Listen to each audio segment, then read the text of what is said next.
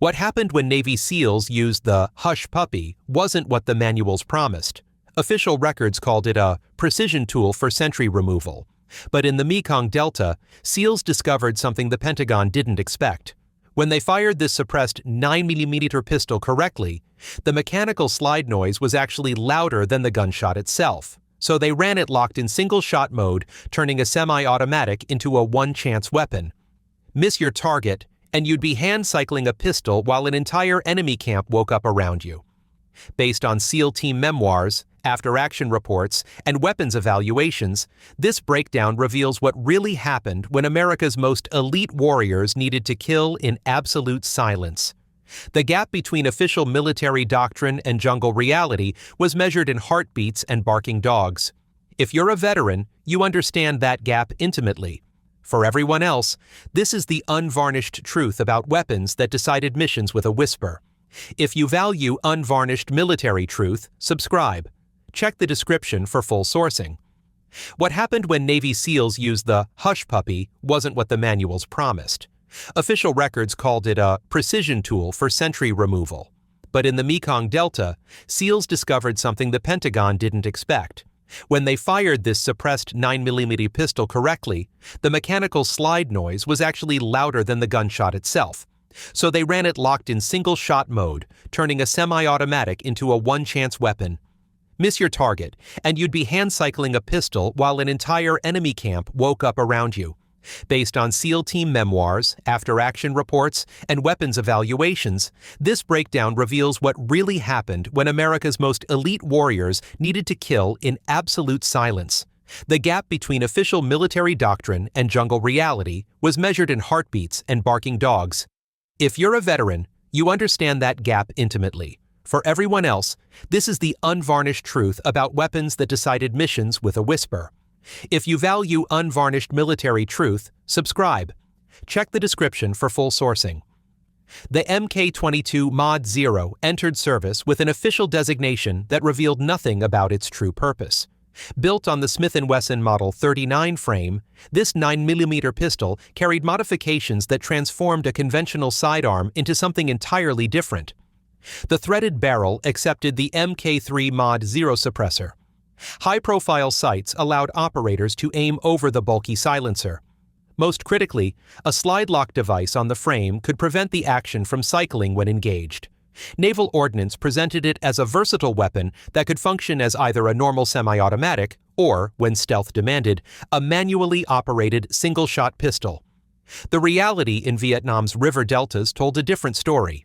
SEAL operators discovered that when using the Mk-144 Mod 0 subsonic ammunition through the wipe-based suppressor, the mechanical noise of the slide cycling backward overwhelmed the muzzle report. The solution became doctrine that no manual ever officially recorded. Teams ran the slide lock engaged almost constantly during infiltration missions, effectively abandoning the semi-automatic capability that had justified the weapon selection. One shot to drop a sentry or eliminate a guard dog. Miss, and the operator faced the nightmare scenario of manually cycling the action while enemy forces stirred to life around him. The ammunition itself represented another compromise between laboratory theory and field necessity. The Mk-144 Mod 0 rounds pushed a heavy 158-grain bullet at roughly 900 feet per second, deliberately kept subsonic to avoid the supersonic crack that would betray suppressed fire. Each cartridge carried waterproof sealing for amphibious operations, addressing the seal requirement for weapons that functioned after swimming insertions. But this specialized ammunition created logistical headaches.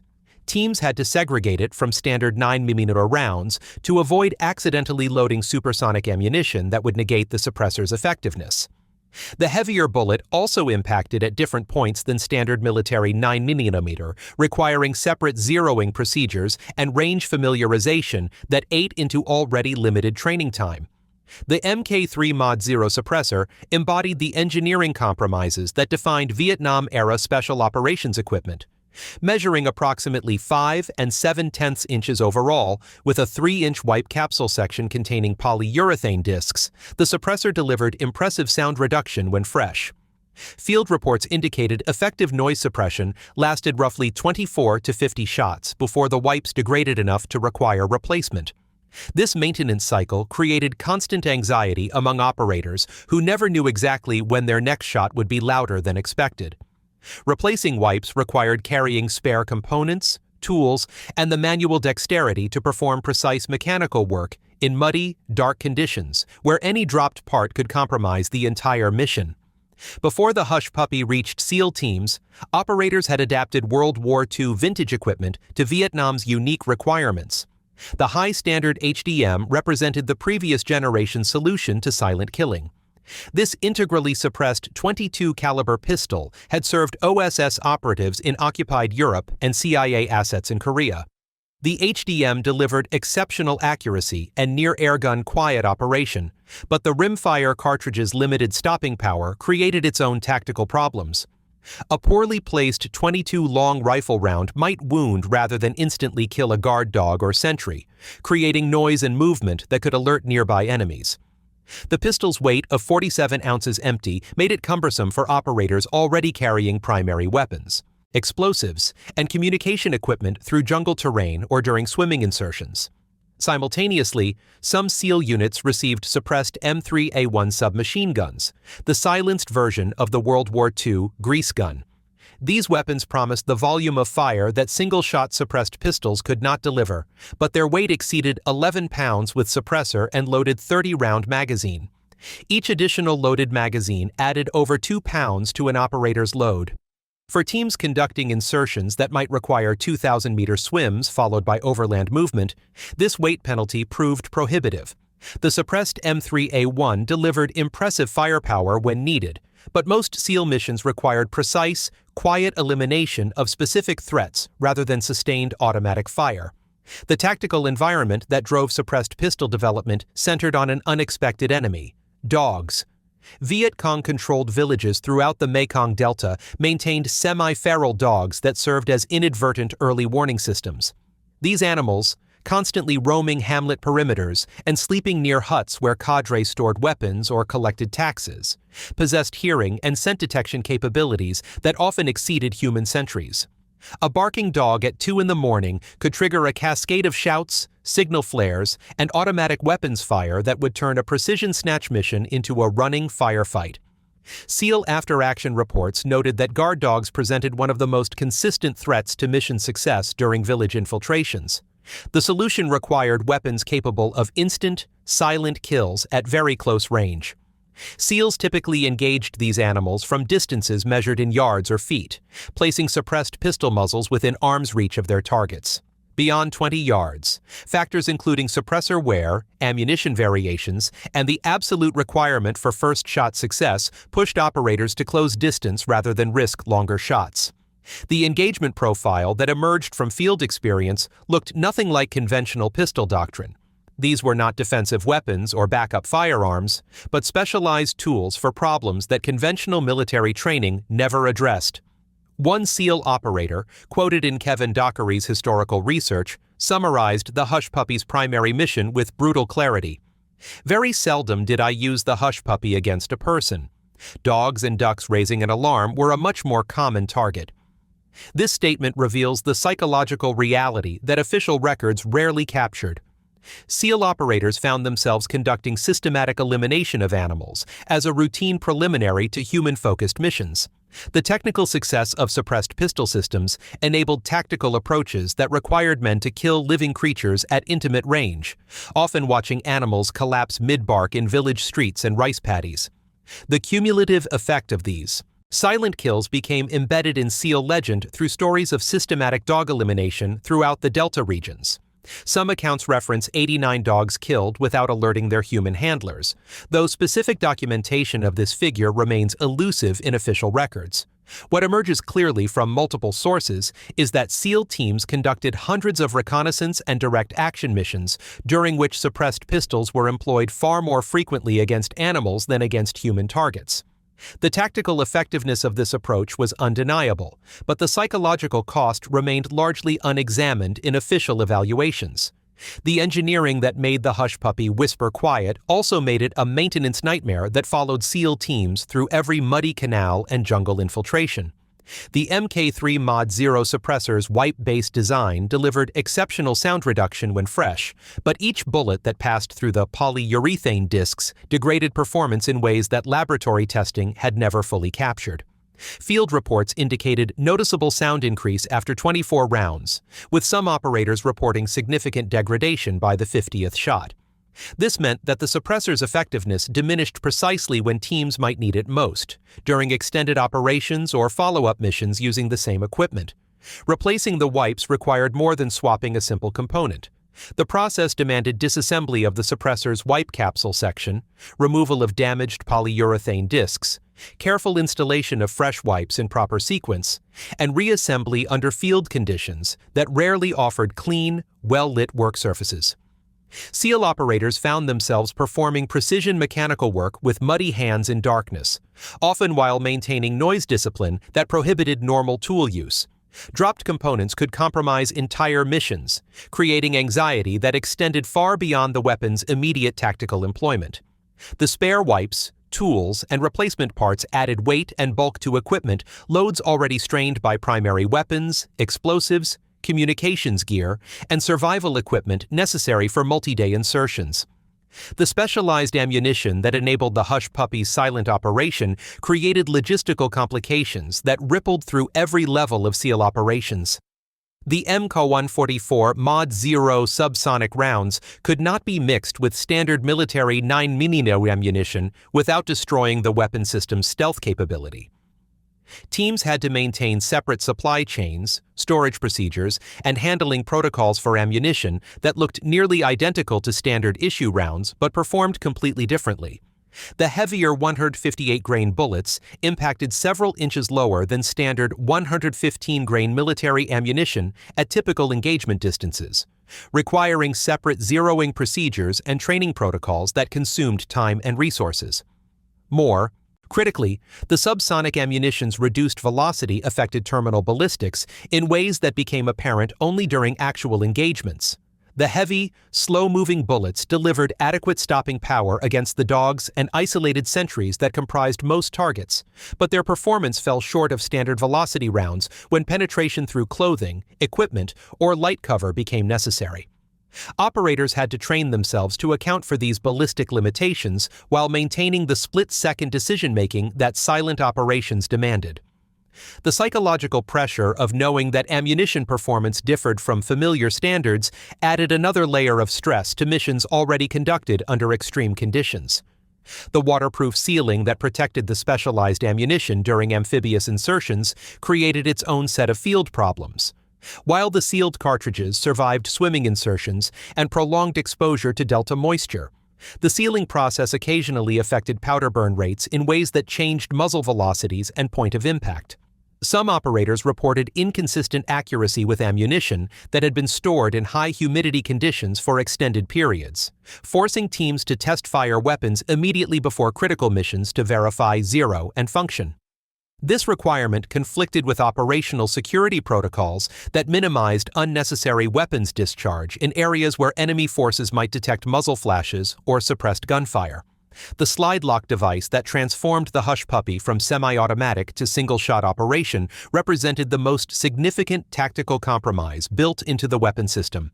When engaged, the slide lock prevented the pistol's action from cycling after firing, eliminating the mechanical noise that operators discovered was louder than properly suppressed gunfire.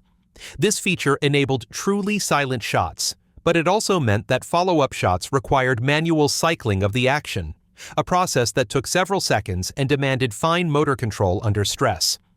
The tactical implications were stark. Operators had to structure entire mission approaches around the assumption that the first shot from a slide-locked Hush Puppy had to achieve instant incapacitation of the target. The single-shot limitation created cascading effects on mission planning and execution that extended far beyond individual weapon handling. Teams had to position multiple operators with suppressed weapons to ensure redundancy, since any missed shot could compromise the entire mission. This requirement increased the number of personnel needed for operations that might otherwise be conducted by smaller elements, straining limited SEAL team manpower and increasing the risk of detection during infiltration and exfiltration phases. The need to get close enough to guarantee first-shot kills also forced teams into more dangerous approach routes and longer exposure, times in enemy-controlled areas. Training with the slide-locked Hush Puppy required developing muscle memory and shooting techniques that contradicted years of conventional pistol instruction. Operators had to learn to fire, manually cycle the action, and prepare for subsequent shots while maintaining situational awareness and noise discipline. The manual cycling process required specific hand placement and movement patterns that minimized mechanical noise while ensuring reliable feeding of the next cartridge. Under stress, in darkness, with adrenaline affecting fine motor control, these procedures demanded constant practice and reinforcement that consumed training time and ammunition allocations. The weight penalty imposed by suppressed pistol systems affected every aspect of SEAL mobility and endurance during extended operations. The Hush Puppy with suppressor and loaded magazine weighed significantly more than standard military sidearms, but this increase was minor compared to the burden imposed by suppressed submachine guns like the modified M3A1. With suppressor and loaded 30-round magazine, the suppressed grease gun exceeded 11 pounds, and each additional magazine added over 2 pounds to an operator's load. For teams conducting insertions that might require swimming several thousand meters, followed by overland movement carrying primary weapons, explosives, radios, and survival gear, every additional pound affected mission capability and endurance. The cumulative weight of specialized ammunition created another burden that mission planners had to consider. Subsonic 9mm rounds weighed more than standard ammunition due to their heavier bullets, and teams had to carry larger quantities to account for the reduced reliability of single-shot weapon systems. The requirement to carry both suppressed pistol ammunition and standard ammunition for primary weapons further complicated load distribution and increased the risk of ammunition confusion under stress. Some teams adopted color coding systems or physical separation methods to prevent mixing ammunition types, but these solutions added complexity to equipment preparation and field handling procedures. Maintenance requirements for suppressed weapons extended beyond simple cleaning and lubrication to include specialized procedures that conventional weapons training never addressed. The wipe-based suppressors accumulated bullet fragments, powder residue, and fouling that affected both sound suppression and accuracy. Cleaning required disassembly techniques and specialized tools that were not part of standard military weapons maintenance protocols. The polyurethane wipes themselves required inspection for damage, proper alignment, and replacement schedules that had to be tracked across multiple missions and varying round counts. The environmental conditions that SEAL teams operated in accelerated wear and degradation of suppressed weapon systems in ways that peacetime testing had not anticipated. Saltwater exposure during amphibious insertions corroded threaded barrel connections and suppressor attachment points. Mud and vegetation debris clogged suppressor chambers and affected wipe alignment. High humidity caused ammunition sealing failures and powder degradation that changed ballistic performance. These environmental factors combined to create maintenance requirements that often exceeded the capabilities of forward-deployed teams operating from small boats or temporary bases without access to armorer-level support facilities. The tactical reality that drove SEAL teams to develop systematic approaches to silent killing centered on an enemy that military doctrine had never adequately addressed: the village guard dog. Throughout the Mekong Delta and river systems where Viet Cong forces maintained supply caches, tax collection points, and cadre safe houses, semi-feral dogs served as an inadvertent early warning network that proved more reliable than human sentries. These animals, constantly roaming hamlet perimeters and sleeping near structures where weapons were stored or leaders gathered, possessed sensory capabilities that could detect approaching SEAL teams at distances that gave enemy forces critical seconds to organize defensive responses or escape routes. The dogs presented a tactical problem that required immediate, silent resolution. Unlike human sentries, who might be avoided through careful route selection or timing, the animals moved unpredictably through areas that SEAL teams needed to traverse. A single bark at 2 a.m. could trigger responses that cascaded through entire village networks, creating a chain reaction of shouted warnings, signal flares, and automatic weapons fire that would transform precision intelligence gathering or prisoner snatch missions into running firefights. After-action reports from SEAL teams, 1 and 2 consistently identified guard dogs as one of the primary factors that could compromise mission success during village infiltrations. The solution that emerged from field experience required weapons capable of delivering instant, silent kills at extremely close ranges. SEAL operators typically engaged these animals from distances measured in feet rather than yards, often placing suppressed pistol muzzles within arm's reach of their targets. This engagement profile reflected both the tactical requirement for absolute certainty and the practical limitations of suppressed weapon systems in field conditions. Beyond 20 yards, factors including suppressor wear, ammunition variations, subsonic ballistic performance, and the absolute requirement for first shot success pushed operators to close distance rather than risk longer shots that might only wound targets capable of alerting nearby enemy forces. The psychological reality of these engagements differed dramatically from conventional combat scenarios. Operators found themselves conducting systematic elimination of animals as routine preliminary operations before pursuing primary mission objectives. The intimate nature of these kills, often conducted while observing targets at close range in darkness, created emotional burdens that official training programs had never addressed. SEAL veterans later described the stress of approaching sleeping or alert dogs, knowing that the next few seconds would determine whether the entire mission succeeded or failed, based on their ability to deliver a perfectly placed shot with a single-shot weapon system. One SEAL operator's assessment, preserved in Kevin Dockery's historical research, revealed the operational reality with characteristic bluntness. "Very seldom did I use the hush puppy against a person. Dogs and ducks raising an alarm were a much more common target." This statement illuminated the gap between official weapon system documentation, which emphasized sentry removal and personnel elimination, and actual field employment that focused primarily on animal targets. The tactical success of suppressed pistol systems enabled mission approaches that required highly trained special operations personnel to kill domestic animals at point-blank range as a routine element of combat operations. The effective range limitations of suppressed pistol systems shaped every aspect of SEAL approach tactics and mission planning. While laboratory testing and manufacturer specifications suggested useful accuracy at distances up to 50 yards, field conditions imposed much stricter engagement envelopes. The wipe-based suppressors lost consistency as bullet after bullet degraded the polyurethane discs, creating variations in point of impact that became significant at longer ranges. Subsonic ammunition performed differently than standard velocity rounds, with heavier bullets following more pronounced trajectories that required different aiming points at varying distances.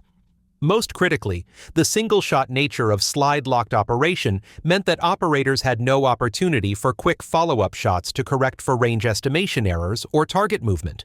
These limitations forced SEAL teams to develop infiltration techniques that prioritized closing distance over maintaining standoff ranges. Operators had to approach targets closely enough to guarantee instant incapacitation with the first shot, often moving within a few yards of alert animals or sleeping sentries. This requirement increased exposure time in enemy-controlled areas and demanded movement techniques that balanced speed, stealth, and positioning for optimal shot placement. The tactical doctrine that emerged from field experience emphasized patience, precise range estimation, and absolute commitment to engagement once the decision to shoot had been made. The slide lock device that enabled truly silent operation also created the most significant tactical vulnerability in the hush puppy system. When engaged to prevent action cycling, the slide lock eliminated the mechanical noise that operators discovered was louder than properly suppressed gunfire, but it also transformed a semi-automatic pistol into a manually operated single-shot weapon. After firing, operators had to hand-cycle the slide to extract the spent cartridge, chamber a fresh round, and prepare for subsequent shots. This process required several seconds and precise manual dexterity under stress conditions that included darkness, adrenaline-induced tremor, and the possibility of immediate enemy response. The single-shot limitation created tactical scenarios that conventional weapons training had never addressed. If the first shot failed to achieve instant incapacitation, operators faced the nightmare of manually cycling their weapon's action while enemy forces began to stir around them. The time required for slide manipulation, combined with the mechanical noise of brass extraction and chambering, could compromise missions even when the initial shot had been effectively suppressed. Some operators developed techniques for pre-positioning primary weapons or backup personnel to provide immediate fire support if suppressed pistol engagements failed, but these solutions required additional manpower and coordination that increased mission complexity. Training with slide-locked suppressed pistols demanded developing shooting skills that contradicted years of conventional pistol instruction. Operators had to learn to fire single, precisely aimed shots under stress conditions while resisting the instinctive trigger control and follow-up shot techniques that standard military pistol training emphasized. The manual cycling procedure required specific hand positions and movement patterns that minimized noise while ensuring reliable ammunition feeding. Under operational stress, in complete darkness, with adrenaline affecting fine motor control, these procedures demanded constant practice and reinforcement that consumed limited training time and specialized ammunition allocations. The fear of being heard became a constant psychological presence that shaped every aspect of suppressed weapon employment. Operators developed an acute awareness of sound signatures that extended far beyond muzzle blast to include mechanical action noise, ammunition handling, movement sounds, and even breathing patterns during final approach phases. The success or failure of entire missions could depend on whether a single gunshot remained below the threshold that would wake nearby enemy personnel. This sound calculus added layers of stress to operations already conducted under extreme conditions, creating psychological pressure that affected decision-making, movement techniques, and engagement timing. The tactical environment that demanded silent weapons also produced scenarios where suppressed systems failed to meet operational requirements, forcing teams into the loud firefights they had been attempting to avoid. Worn wipes could make shots louder than expected at critical moments. Dogs or sentries might survive initial hits and create noise before succumbing to wounds. Operators might accidentally leave slide locks disengaged, producing mechanical cycling sounds that carried farther than anticipated in still night air. These failures often occurred at the worst possible tactical moments, when teams were deep in enemy territory with limited escape routes and no immediate support available. The suppressed weapons that SEAL teams carried into Vietnam's jungles represented an uncomfortable marriage between World War II espionage technology and the tactical requirements of a completely different conflict. The high-standard HDM pistol that many operators used before the Hush Puppy became widely available had been designed for OSS operatives conducting assassination and sabotage missions in occupied Europe, where targets were often isolated individuals in urban environments with predictable escape routes and support networks. Vietnam's dense jungle terrain, prolonged insertions, and amphibious operational requirements exposed the limitations of equipment that had been optimized for an earlier war's tactical problems. The HDM's integrally suppressed design delivered exceptional sound reduction and accuracy within its intended engagement envelope, but the .22 long rifle cartridge that enabled its stealth capabilities also limited its effectiveness against the varied targets that SEAL teams encountered. While the small caliber round proved adequate for eliminating isolated sentries through precise headshots, it often failed to deliver immediate incapacitation when striking center mass or when bullet placement was less than perfect. Guard dogs, in particular, presented problems that the .22's limited stopping power could not reliably solve. A wounded animal capable of barking before dying could compromise missions just as effectively as a missed shot, forcing operators to engage at even closer ranges to ensure instant kills through brain or spinal shots. The pistol's weight of 47 ounces empty made it cumbersome for operators already carrying primary weapons, explosives, communications equipment, and survival gear through terrain that demanded maximum mobility. Unlike the urban environments where OSS agents had employed similar weapons, Vietnam's jungle operations required SEAL teams to move quickly through dense vegetation, swim across rivers and canals, and maintain equipment functionality despite constant exposure to mud, saltwater, and high humidity. The HDM's precision manufacturing tolerances and complex internal suppressor design made it vulnerable to fouling and corrosion that could render the weapon unreliable at critical moments. Simultaneously, some SEAL units received suppressed versions of the M3A1 submachine gun, the silenced evolution of World War II's grease gun, that promised to deliver the volume of automatic fire that single-shot suppressed pistols could not provide. The suppressed M3A1 addressed the firepower limitations of pistol-caliber weapons by offering 30 rounds of .45 caliber ammunition in a weapon system that retained some noise reduction capabilities. However, the engineering required to suppress a submachine gun created weight penalties that proved prohibitive for teams conducting the extended insertions that characterized SEAL operations in Vietnam's river systems. With suppressor attached and a loaded 30-round magazine installed, the suppressed M3A1 weighed over 11 pounds, representing a significant burden for operators who might need to swim several thousand meters before reaching their operational areas. Each additional loaded magazine added more than 2 pounds to an operator's load, forcing teams to choose between carrying adequate ammunition for sustained engagements or maintaining the mobility necessary for successful insertion and exfiltration. The weapon's bulk also made it difficult to conceal during approach phases and challenging to maneuver in the confined spaces of village huts or bunkers where many SEAL missions took place. The .45 caliber ammunition that gave the suppressed M3A1 its stopping power also created logistical complications that extended beyond simple weight considerations. The large, heavy cartridges required separate supply chains and handling procedures from the specialized subsonic 9mm rounds used in hush puppy systems. Teams operating both weapon types had to maintain multiple ammunition types while ensuring that operators did not accidentally load incompatible cartridges under stress conditions that made such mistakes potentially catastrophic. The suppressed M3A1's ammunition consumption during sustained fire also meant that teams could exhaust their supply quickly if operations developed into prolonged firefights. Standard military pistols like the M1911A1-45 represented the baseline against which suppressed weapons had to be measured, and the comparison revealed the significant compromises that silence demanded.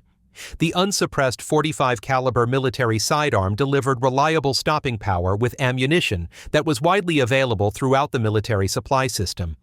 Its mechanical simplicity made it resistant to the fouling and corrosion that affected more complex suppressed weapons, and its weight and handling characteristics were familiar to personnel who had trained with similar pistols throughout their military careers. However, the muzzle blast and mechanical noise produced by unsuppressed .45 caliber pistols made them completely unsuitable for missions that required stealth. The sound signature of standard military pistols exceeded acceptable noise levels by enormous margins when compared to the tactical requirements that SEAL teams faced during village infiltrations. Even hastily improvised suppressors using available materials could not reduce the noise level sufficiently to prevent alerting enemy forces at close ranges. The supersonic crack produced by standard military ammunition added another layer of acoustic signature that could not be eliminated through suppressor technology alone. These limitations forced special operations units to accept the weight, complexity, and maintenance requirements of purpose-built suppressed weapons despite their significant disadvantages in other areas. The gap between conventional pistol doctrine and the reality of special operations employment became apparent in training and tactical development programs that had never addressed the specific requirements of silent killing. Standard military pistol training emphasized defensive shooting techniques, multiple shot engagements, and rapid target acquisition skills that assumed noisy environments where concealment had already been compromised. The precise, single-shot techniques required for effective employment of suppressed weapons demanded different skills entirely, including range estimation under poor lighting conditions, anatomical targeting for instant incapacitation, and stress management techniques that enabled precise shooting while maintaining complete noise discipline. The wipe-based suppressor technology that enabled the hush puppy's exceptional noise reduction also represented a technological dead end that would eventually require complete replacement with more durable systems. The polyurethane discs that captured expanding gases and reduced muzzle blast degraded rapidly under field conditions, creating maintenance requirements that proved incompatible with extended operations in remote areas. Each bullet passage through the wipes reduced their effectiveness, but the rate of degradation varied based on factors including ammunition temperature, powder burn characteristics, and environmental conditions that made it impossible to predict exactly when replacement would become necessary. By the 1980s, advances in suppressor technology had made wipe-based systems obsolete, leading to the adoption of more durable designs that could maintain effectiveness through hundreds or thousands of rounds without requiring field maintenance. The HK-P9S pistols that began replacing Hush Puppy systems incorporated improved suppressor designs that eliminated the consumable wipe components while maintaining acceptable noise reduction levels. These newer weapons addressed many of the maintenance and reliability issues that had plagued Vietnam-era suppressed pistols, but they also represented acknowledgement that the original systems had been interim solutions to urgent tactical requirements rather than fully mature weapon designs. The eventual development of the Mk-23 offensive handgun weapon system through SOCOM's formal acquisition process demonstrated how far suppressed pistol technology had evolved beyond the hasty adaptations that SEAL teams had employed in Vietnam. The Mk-23 underwent extensive reliability testing that included exposure to extreme environmental conditions, thousands of rounds of ammunition, and operational scenarios that the earlier systems had never been designed to handle. However, the newer weapon's substantial size and weight also represented acceptance that truly effective suppressed pistols would never achieve the compactness and simplicity that had originally been desired for special operations employment. The psychological burden that suppressed weapons placed on SEAL operators extended far beyond the technical challenges of maintaining complex equipment or mastering single-shot shooting techniques under stress. The intimate nature of silent killing created emotional costs that official training programs had never anticipated, and that after-action reports rarely documented in clinical language. Unlike conventional combat, where engagement distances, weapon noise, and battlefield chaos created psychological barriers between shooters and their targets, suppressed pistol employment required operators to kill at distances measured in feet while observing every detail of their target's final moments.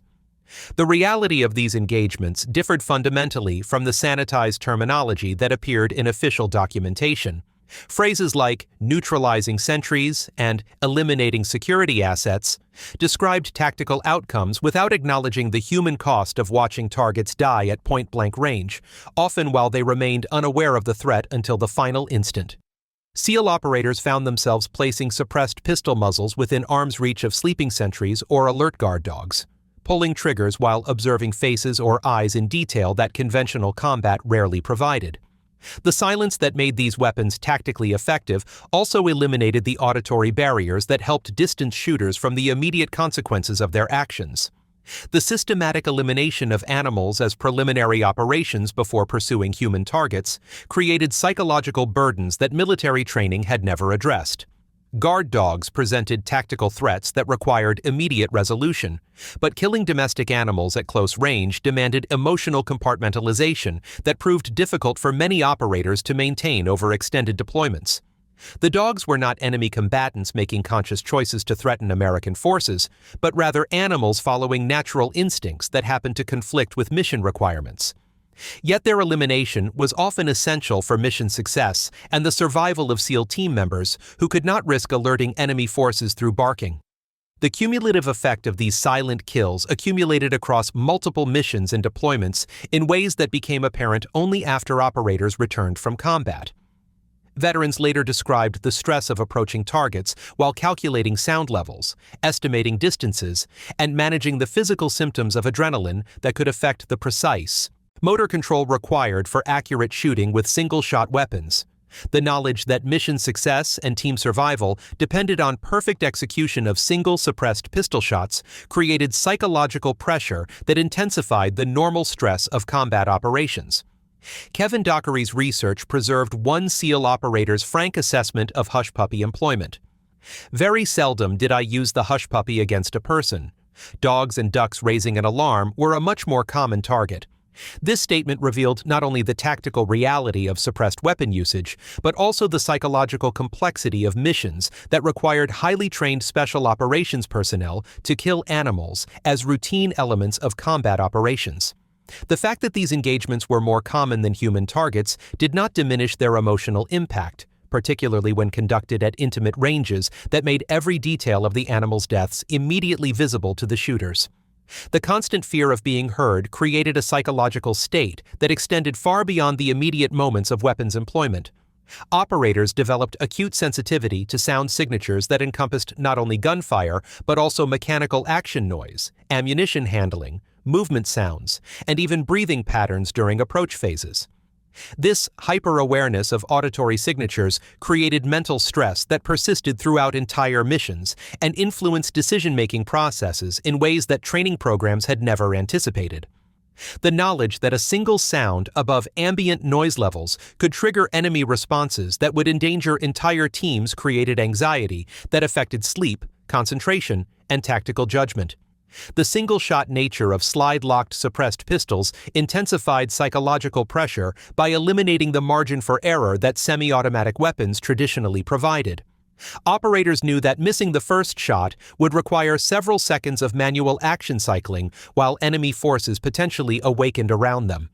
This knowledge created decision-making pressures that extended beyond simple marksmanship to encompass range estimation, target selection, and timing considerations that could determine mission outcomes. The psychological burden of knowing that weapon malfunction, ammunition failure, or shooting error could immediately compromise teammates' lives added layers of stress to operations already conducted under extreme conditions. Training with suppressed weapons required developing mental discipline that conflicted with conventional combat psychology. Standard military training emphasized aggressive action, rapid target engagement, and sustained fire techniques that assumed noisy environments where stealth had already been compromised. Suppressed weapon employment demanded patience, precise calculation, and acceptance of single-shot limitations that required completely different psychological approaches. Operators had to learn to resist instinctive responses that would be appropriate with conventional weapons but potentially catastrophic with suppressed systems. The environmental conditions that SEAL teams operated in created additional psychological stresses that affected suppressed weapon employment. Complete darkness, unfamiliar terrain, and the constant possibility of enemy detection created sensory isolation that intensified the psychological impact of close-range killing. Operators conducting silent eliminations while surrounded by sleeping enemy forces experienced levels of stress that conventional combat training had never addressed. The requirement to maintain absolute noise discipline while performing precise mechanical actions under extreme psychological pressure demanded mental resilience that extended far beyond normal combat requirements. The failure scenarios that haunted every suppressed weapon engagement created persistent anxiety that affected mission planning and execution. Operators were constantly aware that worn suppressor components could make shots louder than expected at critical moments. Targets might survive initial hits and create noise before succumbing to wounds. Equipment malfunctions could produce mechanical sounds that carried farther than anticipated in still night air. These potential failures often occurred during the most vulnerable phases of operations, when teams were deep in enemy territory with limited escape routes and no immediate support available. The emotional cost of conducting systematic animal elimination as routine military operations remained largely unexamined in official evaluations that focused on tactical effectiveness rather than psychological impact. Many operators later described mixed feelings about missions that achieved complete tactical success while requiring them to kill domestic animals at point-blank range. The technical satisfaction of completing difficult missions without alerting enemy forces was tempered by the emotional weight of intimate killing that civilian life had never prepared them to conduct. These psychological burdens accumulated across deployments in ways that became apparent only after operators returned to non-combat environments where the mental compartmentalization techniques developed for suppressed weapon employment were no longer necessary or appropriate. The silence that made these weapons tactically indispensable also created isolation from the normal auditory cues that helped conventional combat personnel process the psychological impact of their actions. The absence of muzzle blast, mechanical noise, and other sound signatures that typically accompanied weapons employment removed psychological barriers that helped distance shooters from immediate consequences. This acoustic isolation intensified the visual and emotional impact of close-range killing in ways that traditional military psychology had never addressed, creating therapeutic requirements that extended far beyond conventional combat stress treatment protocols.